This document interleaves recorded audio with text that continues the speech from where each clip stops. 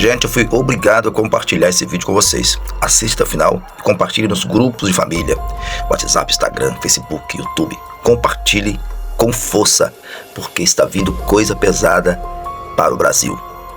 Preste bem atenção e não pisque os olhos.